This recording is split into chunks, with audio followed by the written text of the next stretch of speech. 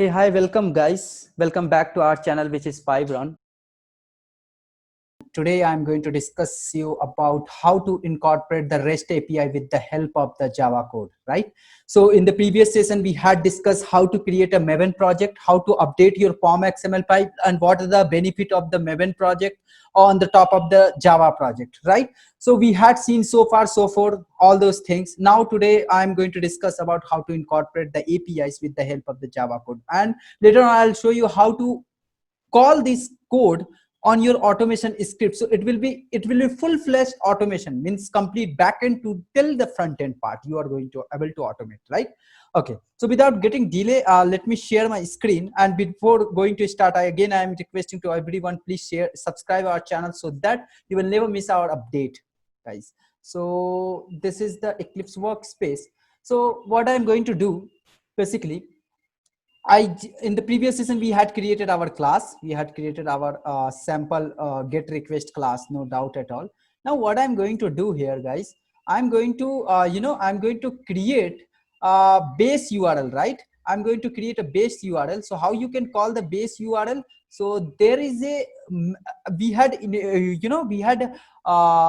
we had called the dependency, we had copied our dependency for REST Azure, right? So that REST Azure dependencies you can call, you can just type rest or something and press control space bar REST Azure.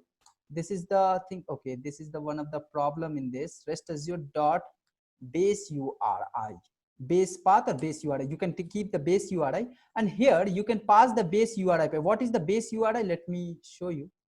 Okay, just to show me, share my Chrome. Okay, you can see my Chrome browser, right? Here is the, you can, in very first class I showed you, right? This is the sample get request to do the practice here. So this is the base URI. You can copy from here, and let me share this.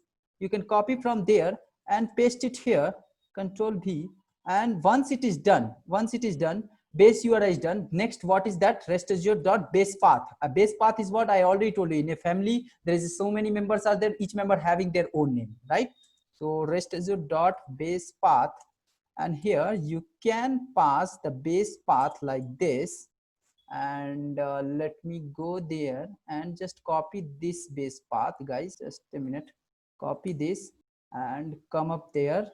Okay, no worries, don't worry at all. This is my bad. So what we can do, yes, we are able to copy this base path now.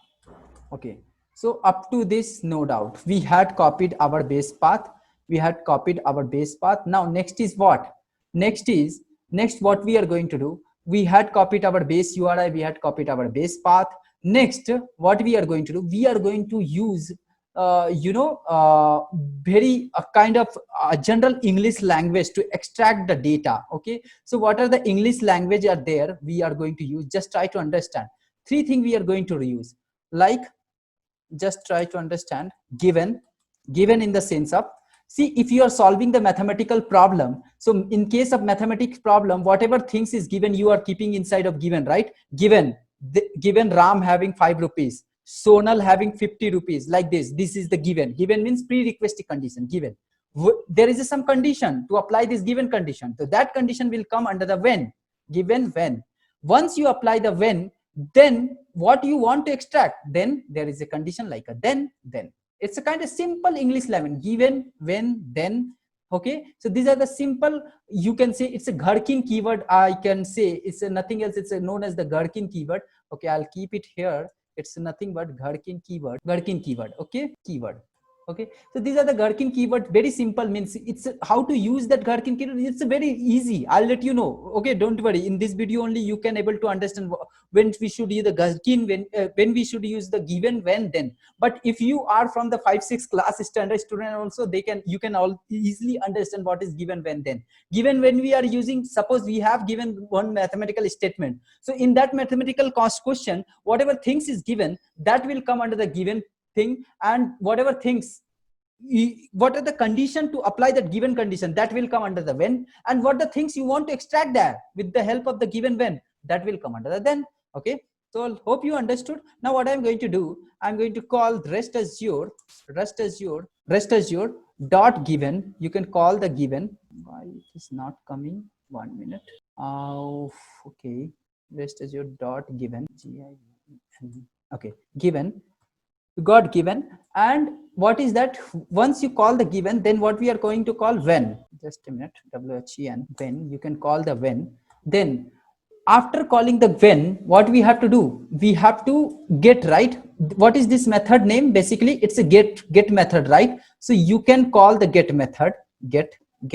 And after calling the get method, what you have to do, you have, then what I'm going to do, and then we are supposed to extract, extract dot response. We are going to extract response. Okay, so it's a very simple, means we pass this base URI, base path. After that, what we are going to do, whatever things is given, I told to rest as your whatever things is given, call the given function.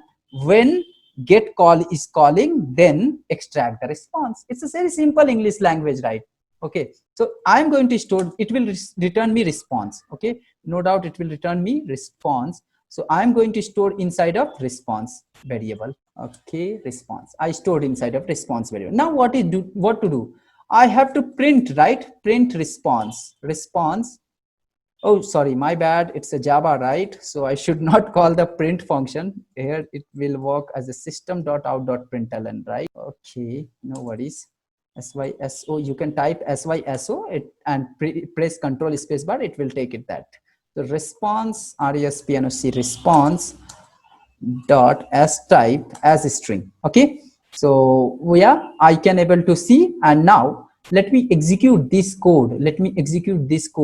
Whether I am able to run this code or not. Okay, proceed. Oh, there is an error.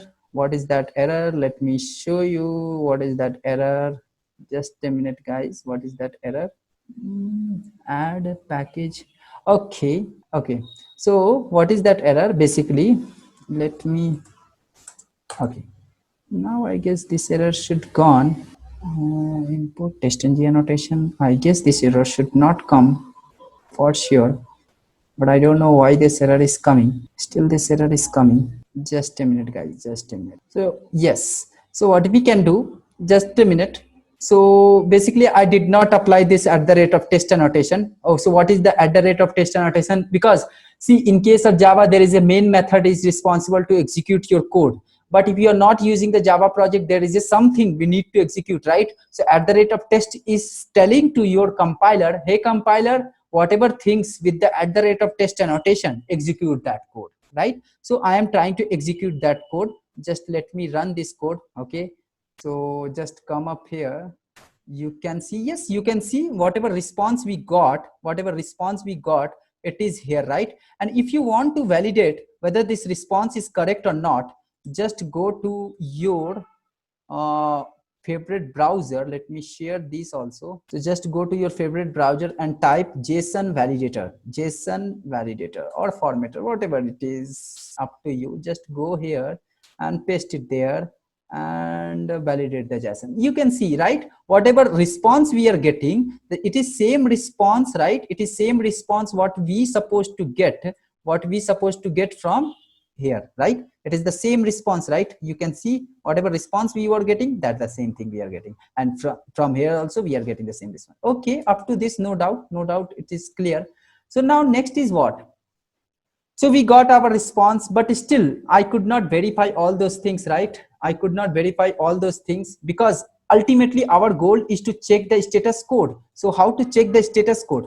SYSO response dot get status code. If you'll check what is the status code, let me execute that. Let me add also, I can put their status code. Yeah, so let me execute this also. So whether my status code is 200 or not, that also I have to check, right? Otherwise no use at all. Yeah, you can see, 1 minute. Yes, you can see my status code is 200. It means my API is hitting the correct endpoint, and also I'm able to hit the server. Hope you enjoyed this session, guys. Hope you understood about this, how to configure the API request with the Java code, right? And if you like this video, then please, again, I'm saying do subscribe our channel so that never miss our update. In the next video, I'll show you how to configure your post API with the Java code. right? Thanks for watching this.